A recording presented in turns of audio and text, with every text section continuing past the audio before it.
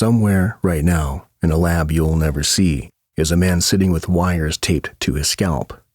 He's been told, move your hand whenever you feel like it, whenever you want. No pattern, no signal, pure uncoerced will. He moves his hand, and the machine already knew. Half a second before he felt anything, before the wanting even arrived, his brain had already begun the motion. The choice showed up to a party that actually started without it.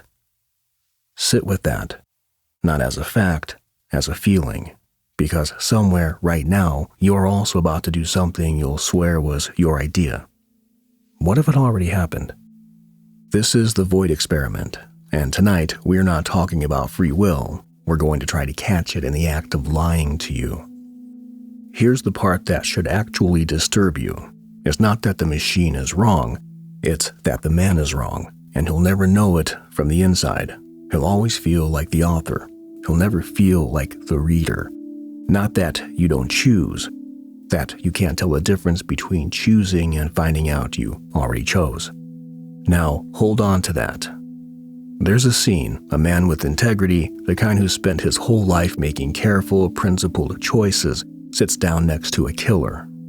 And the killer doesn't raise his voice. He doesn't need to. He just asks him almost gently, if the rule you followed led you to this, of what use was the rule?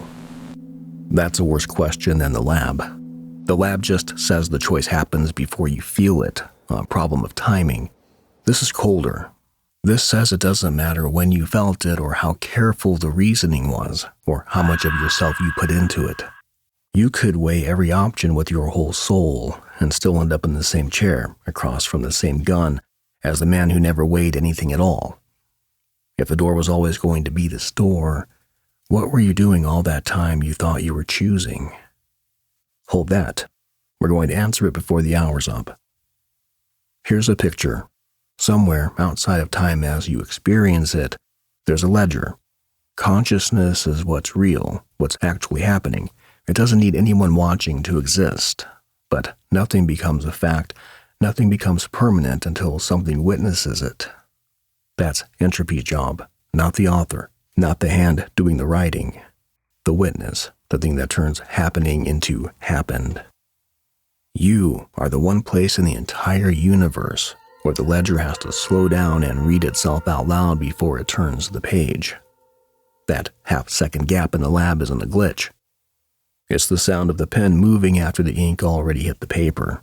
You're not late to your own decision. You're the only one in the whole indifferent, mechanical universe who hears it get written at all.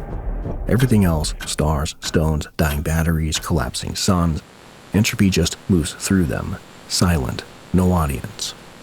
You are the audience, the only one. And an audience that arrives half a second after the show started is still, think about this, the only audience there is. Now, here's where it stops being interesting and starts being frightening. If the ledger is real, it doesn't erase.